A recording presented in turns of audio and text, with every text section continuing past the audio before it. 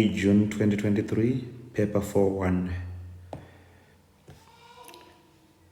Number 1. The first question says, define the gravitational field.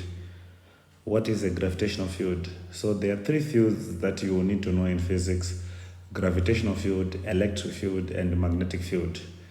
A gravitational field is involved with mass. An electric field is involved with an electric charge. A magnetic field is a bit complicated. It's involved by current, it's involved by moving charges, magnetic fields, magnetic objects, and also magnets. So a gravitational field, this is the region where a gravitational force acts per unit mass. So the key answers here is the region where what a gravitational force acts per unit mass. So the gravitational force is acting per unit mass placed in it. Whilst the next question says, define the electric field. Again, a region where an electric force, because it's an electric field, acts per unit positive charge. You cannot forget positive there, because when we are talking about charges, there are 2 possible charges: a negative charge and then a positive charge. So it's for convention purposes that in an electric field we are only interested in the movement of the negative charge, of the positive charge, because they obviously do movements and experience force in different directions, in as much as the force might be of the same magnitude, but it will be of different direction.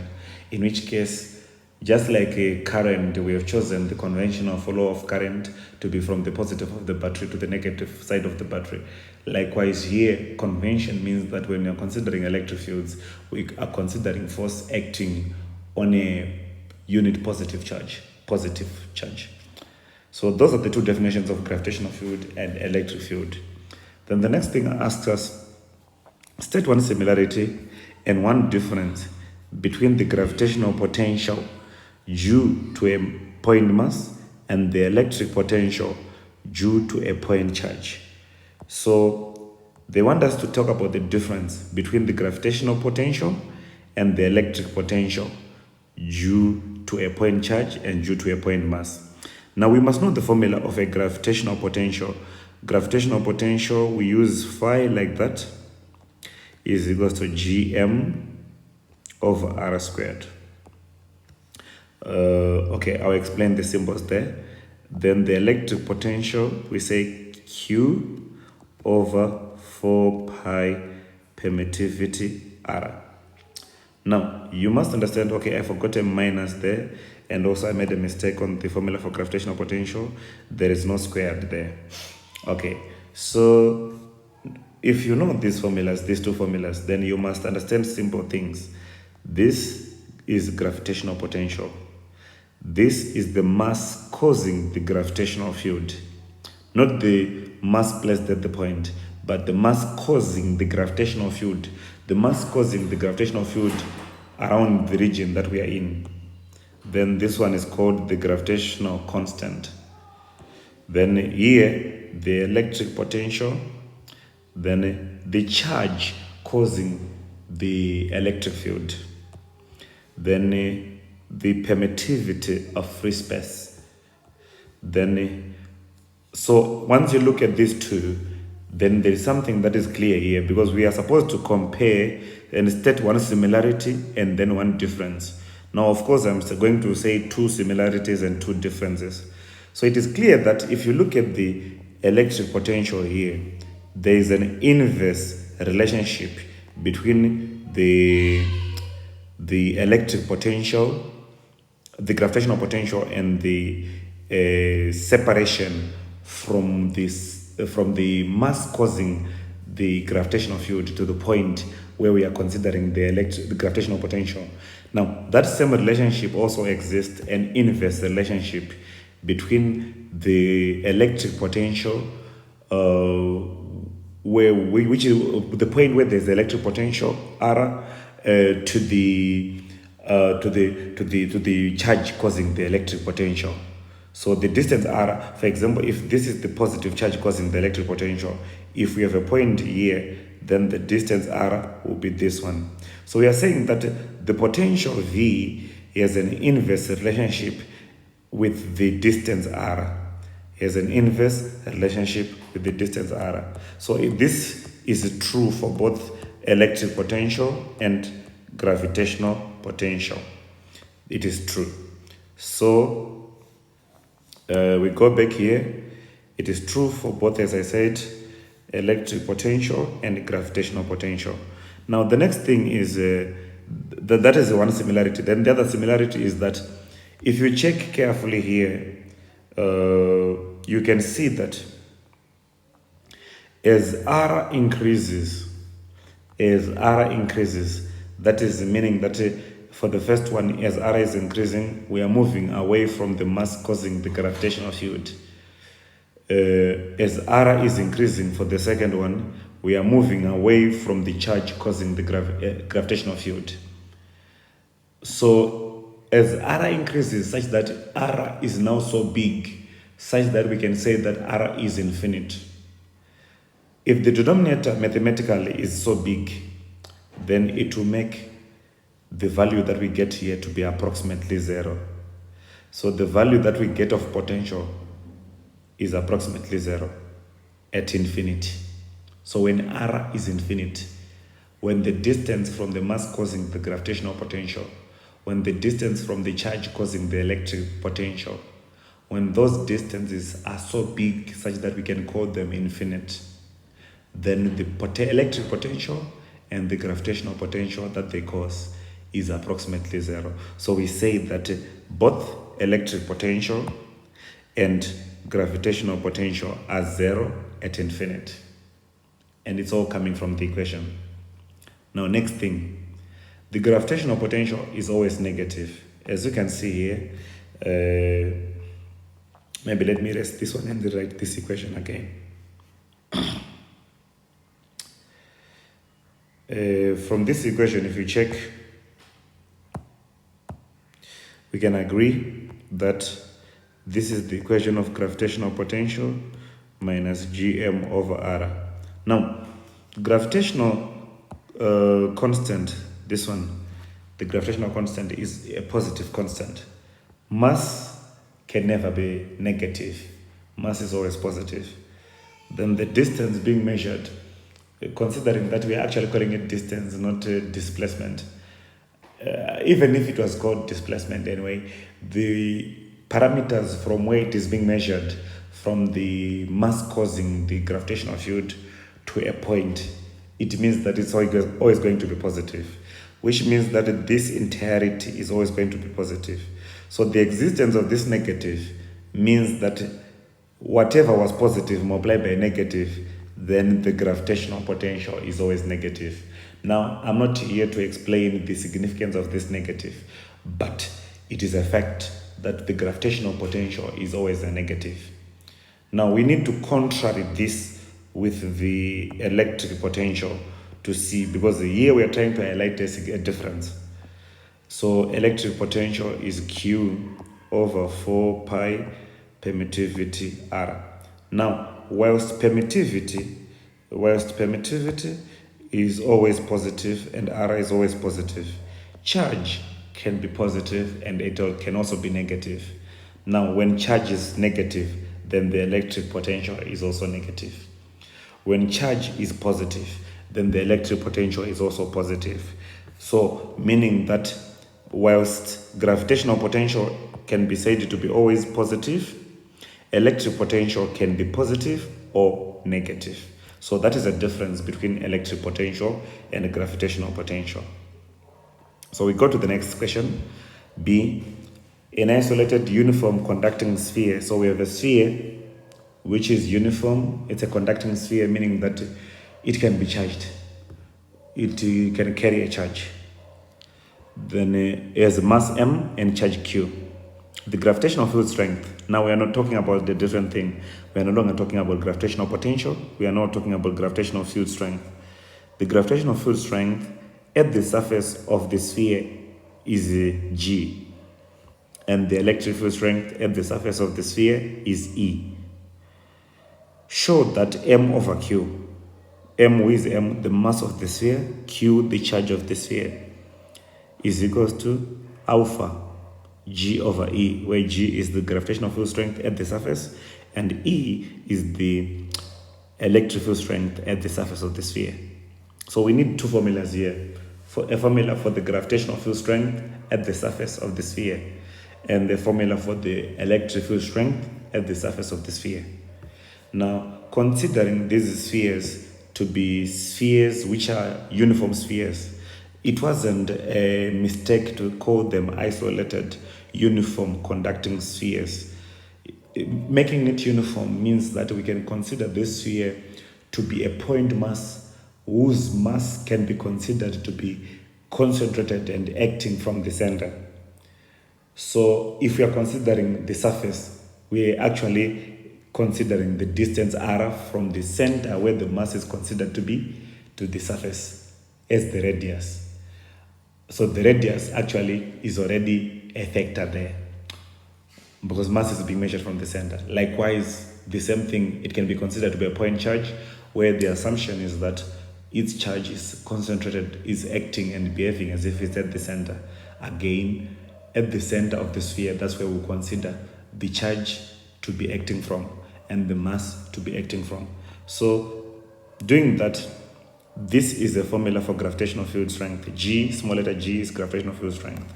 And R in this case, I'm using it to represent the distance from the center of the Earth to the surface, because we need to know the gravitational field strength at the surface. So the gravitational field strength at the surface, we must know the distance from the mass causing this gravitational field strength, which is R. And R is the radius of the sphere, but at the same time it's also the distance from where the mass is acting from. Likewise here, this is the electric field strength, and R again is the distance from the center. So the R's are the same for everyone. So here we multiply both sides by R squared. We are left with the GM is equals to GR squared. Then we divide both sides by capital letter G. We are left with M here. Likewise here, we also multiply both sides by this denominator here. We are left with Q is equals to this. Now, having obtained this, remember we want to find an expression for M over Q. So we now have M here and Q here. So we divide M and Q. So to divide M and Q, we take this part, this is the M, it comes here, it's being divided by this Q, which comes here. By the division, you find that R squared and R squared will cancel. So to separate now such that we have G over E. For me to have G over E, I separate everything else. I'm left with this. So this one, according to this expression, then is our alpha. So alpha is 1 over G for pi permittivity. So we have proved what they wanted us to prove. Now the next question says, show that the numerical value of alpha is 1.35 times 10 to the power of 20. So if that is the case now, alpha is 1 over G permittivity of free space 4 pi. 4 pi, we know it. The permittivity of free space is a constant, that is what given 8.85 times 10 to the power minus 12. Then at the same time, G, the gravitational constant, we know it as 6.67 times 10 to the power of minus 11. Substituting those constants and then punching in our calculator gives us the answer that they want us to show. That's why it's a 1 mark question. Then next, assume the Earth is a uniform conducting sphere of mass 5.98 times 10 to the power of 24 kgs. The surface of the Earth carries a charge of minus 4.80 times 10 to the power of 5 coulombs. That is evenly distributed, meaning that we can consider it to be a point to charge. Use the information in B. What is the information in B? What we got in B, alpha, and that general equation there. Use the information in B to do what? To determine the electric field strength at the surface of the Earth.